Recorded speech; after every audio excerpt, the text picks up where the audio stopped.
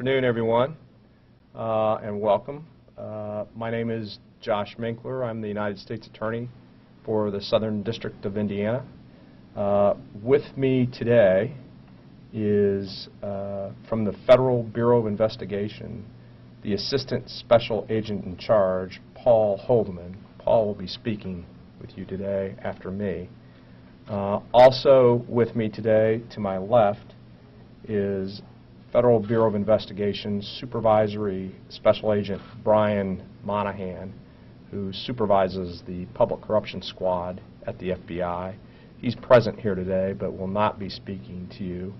Also with me today, to my far right, your left, is Assistant United States Attorney Tiffany Preston. Ms. Preston will be the individual prosecuting this case in court. She will not be speaking to you today. After I finish with my remarks, if we have time, we'll take a few questions. We're here on the indictment of Mayor Dennis Tyler. You should have been provided with a copy of that indictment. We have copies of it for you. We also have a copy of a press release which details the penalties and the charge and matters such as that. So does that work for you? Yeah. All right, good. So last week, a federal grand jury sitting right here in Indianapolis, Indiana, over at the federal courthouse, indicted Mayor Dennis Tyler of Muncie, Indiana, on a public corruption charge. This morning, Mayor Tyler was arrested by federal agents at his home, and he was arraigned before a federal judge. He has been released on conditions of release, and an automatic not guilty plea has been entered. The indictment has allegations that are very straightforward. As alleged in this indictment, the people of Muncie, Indiana, in a Democratic election, elected Mayor Dennis Tyler as Muncie City Mayor in 2012. Since then, as mayor, Dennis Tyler has held a position of public trust. It is the highest elected position in the city of Muncie. As alleged in the indictment, between 2014 and August of 2016, Mayor Dennis Tyler broke that trust. The indictment charges Mayor Dennis Tyler with one count of theft of government services. What the indictment alleges is that he accepted a $5,000 illegal cash payment from a local contractor through an individual by the name of Tracy Barton. Tracy Barton was formerly Muncie's Superintendent of Sewer Maintenance and Engineering until he was indicted last year. It alleges that the $5,000 was an illegal cash payoff for the mayor's unlawful efforts to ensure that the local contractor was awarded lucrative contracts, and the mayor used his influence and control to do that. The penalties for this charge is a maximum of 10 years imprisonment and up to a $250,000 fine. For those of us that grew up in the 60s and the 70s, there was a clarion call for public service. All of us heard it time after time. Growing up in small towns and cities here in Indiana, we heard it from our teachers, we heard it from our parents, we heard it from our friends. And for those of you familiar with that time period, you'll remember that call to public service. As I say the words, they'll come back to you. Ask not what your country can do for you, ask what you can do for your country. And for many of us, that was a reason to go into a life of public service. As I've stood up here time and time again, all of us have borne witness to a perversion of those words. Elected and appointed public officials in this district ask, what can the community I serve do for me? How can I benefit from my elected or appointed position? When people in positions of public trust choose to line their pockets at the expense of the very people they serve, the costs can be massive. And to be clear, I'm not talking about just simply accepting $5,000 in cash. I am first talking about a loss of trust. In a democracy, people believe that those who they elect serve them first, not themselves. It also results in a loss of hope, particularly for those without means. They want to be treated fairly by their government officials, whether they have the money to pay a bribe or not.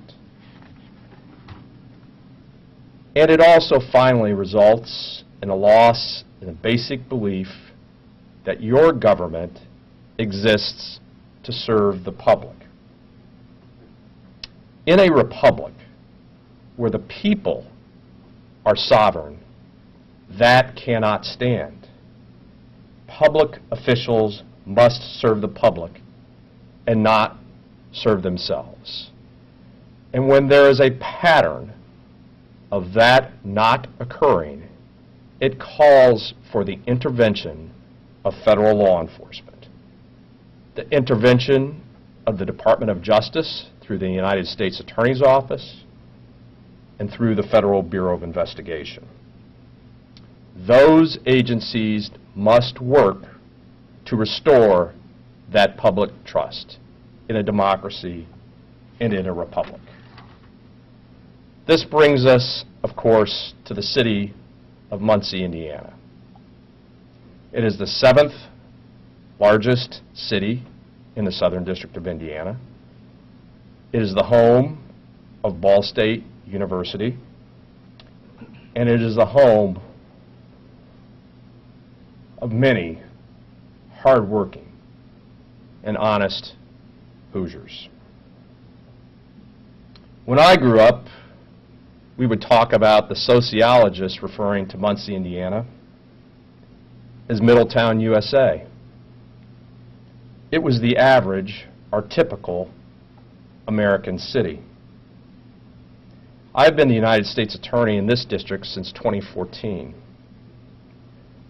4 of those 5 years have been spent investigating public corruption in Muncie, Indiana. My office has led Operation Public Trust in Muncie, Indiana, and that investigation is ongoing today. The results of that investigation are well reported. The work may not be. The investigation has included, among other things, nearly 200 subpoenas, grand jury and administrative subpoenas that have been served on public officials, individuals, and record keepers with knowledge of the goings-on in Muncie, Indiana. It has included hundreds of witness interviews by FBI agents and attorneys in this office. It has included obtaining dozens and serving those dozens of search warrants in and around Muncie, Indiana. It has involved hours and hours of physical surveillance and the review of thousands and thousands of documents. It has resulted in the following indictments. Craig Nichols, Muncie's building commissioner, who was appointed by Mayor Tyler, pled guilty in 2018 to wire fraud and money laundering out of a big rigging scheme which he steered work to his own companies, inflated the cost of that work, and concealed his ownership interests. It involves the indictment of Tracy Barton, Muncie's superintendent of sewer and maintenance, who was charged in 2018 with a similar kickback and bid rigging scheme. It involves the indictment of Jeff Burke, a local contractor who has been charged with bank fraud. It has involved the indictment of Rodney Barber, a local contractor who has been charged with conspiracy to commit wire fraud and tax charges. It has involved the indictment of Nikki Grigsby and Tony Franklin. Nikki Grigsby is the current administrator of the Muncie Sanitary District. The accusation is that she conspired with Franklin to steer contracts from the sanitary district to Franklin. That is 6 individuals. Today, I'm announcing the indictment of the 7th individual, Mayor Dennis Tyler, the highest-ranking city official in the city of Muncie. This could be, and probably indeed is, a sad day for the people of Muncie. But for those people, my message is simple. They, like any other Hoosier, deserve the best from their elected officials. And for those who abuse that power, they will be held justly accountable. And this office will do it. I would like to thank the agents who have worked so long on this case from the FBI. They've asked to remain anonymous, and I would hope you would respect that. But they've worked hours and hours on this case over the last 4 years. I would like to publicly thank Assistant United States Attorney Tiffany Preston, who has led this investigation from day one, who has made many strategic decisions in the investigation and charging of this case that has brought us to this day. Although it is a sad day, the future is brighter. This office will continue to hold those accountable who violate the public trust. Thank you.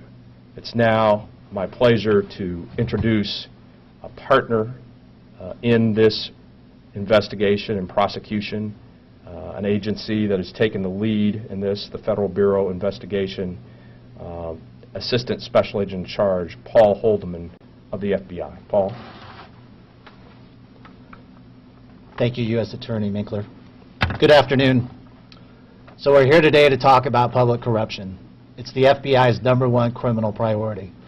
When our elected officials use their position to serve themselves rather than serve the citizens who they represent, it shakes the public confidence and undermines the strength of our democracy. As a citizen, as a taxpayer, we should be outraged when people who represent us take advantage of the position and profit from it, to use it for their own gain. As alleged in the indictment, the mayor of Muncie, Dennis Tyler, accepted a payment from a city contractor for personal benefit.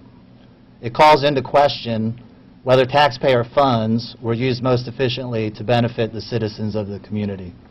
Most elected officials are hardworking and honest in their dealings. But when they're not, then they should be and will be held accountable. Let me be clear, the FBI and our law enforcement partners will continue to investigate illegal activity, whether conducted by public officials in Muncie, around the state of Indiana, or throughout our country. Public corruption is difficult to investigate. Oftentimes it involves secret meetings between government officials and outside entities. Therefore, we need your help. If citizens identify potential payments to influence government officials and their activities, we need you to come forward, come to us, come talk to us, come give us a call. I want to acknowledge the hard work of the FBI investigative team, the IRS Criminal Investigative Division, and the federal prosecutors from U.S. Attorney Minkler's office. We still have much work to do, but the indictment and arrest are a few tangible public-facing actions that demonstrate our unwavering efforts to ferret out public corruption. Thank you. Back over to U.S. Attorney Minkler. Thank you, Paul. Questions? John, will the mayor be able to continue the rest of his term now that you're letting him out of prison? Well, the decision of whether or not he wants to remain mayor for the rest of his term is up to him. And if he decides not to, that's a matter that Indiana law speaks to. In court today, he represented to the judge that he would still be employed through December 31st, 2019. I only know of one job he has, so it sounds like he intends to continue to be the mayor despite these charges. Does that bother you? Of course it does.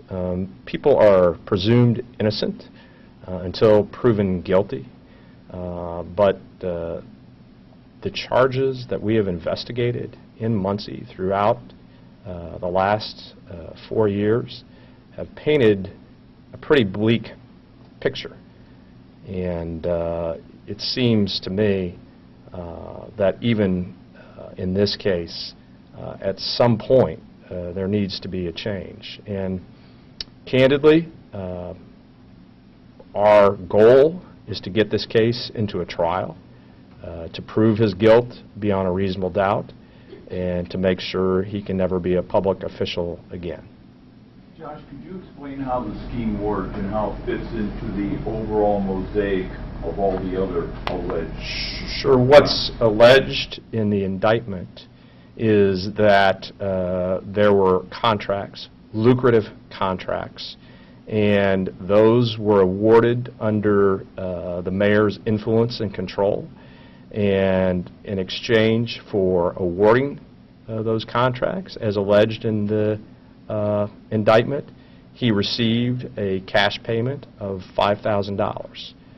That's about as straightforward an indictment for public corruption as you're going to see. Did the contractor know that he was paying the mayor $5,000, or the contractor was kind of an unwitting person in this? Well, we'll let the indictment speak for itself, and certainly the evidence will come out in court. But it's clear, at least in the indictment, that what occurred here is that there were lucrative contracts awarded, and one of those contractors paid $5,000 in cash, and that money ended up in the mayor's pocket. Can you tell us which projects you're referring to that were done? The indictment doesn't speak to that. Certainly that evidence will come out in court. The proceeding from here on in will be criminal, the way the criminal prosecution process works. We will hand over discovery to defense counsel, where they will be made aware of the specifics of that allegation, and then we will call witnesses at trial who will speak specifically to those allegations. But right now, I'm not going to go beyond the four corners of the indictment in describing this crime. Do you expect further arrests in this case? The investigation is continuing. Was there more than one payment made to the mayor? The investigation into how deep this is continuing. This indictment alleges one payment. Was the mayor intermingled in the other allegations against the other defendants and their individual schemes? The mayor was the highest elected city official, so he oversaw all of this. What he's charged with is one specific crime in this indictment. Can you speak to why Mayor Tyler is being indicted now? Was it difficult to find the proof over the past nearly 3 years? This was a 4-year investigation. It was methodical. Our goal is to, when we indict, to have sufficient evidence to convict. That was our goal. We put that evidence together through different stages, through different individuals, and this case proceeded as quickly as it was able to proceed. And now that it is our position that we have sufficient evidence not only to indict, but to go to trial and to prove guilt beyond a reasonable doubt, we indicted the case. The investigation's still going, but do you see this being wrapped up for Dennis Tyler? The investigation's ongoing. Did you choose I mean, obviously the election just was a couple weeks ago. Did you choose to wait to bring the indictment until after the election was over? No. Do you know around when this money was allegedly accepted? I'll let the indictment speak for itself on that. Does the mayor face any charges for his participation in a meeting with Craig Nichols or a series of meetings where the Nichols scheme was being discussed? Not in this indictment, not at this time. Should he face that for, I'm assuming from what I read of the Nichols motion, that he certainly had an awareness that something untoward was going on? The investigation continues. At this point, we're comfortable with the charges in the indictment. We believe we can prove those beyond a reasonable doubt, and so that's why we move forward with these charges. Can you expand upon what he said in court this morning? Expand into what his intentions were for the future. That, and was he questioned about why or how? No, he did not. He has a lawyer with him in court, so those questions did not come up. But on the financial questions, he said he would be employed through December 31st, 2019, which we understood to mean he would still be the mayor during that period of time. Who's his counsel? Right now, it's Jack Tharr, who's a defense lawyer here in Indianapolis. When you say the contracts were lucrative, how much would you say was at stake when he awarded those contracts? These contracts are quite lucrative. The value of them right now is even hard to estimate. But again, I don't want to go into matters that aren't in the indictment. Millions? Or? Well, yeah, potentially, yeah, sure. Josh, how would you describe the atmosphere within Muncie City Government, Sanitary District, the mayor?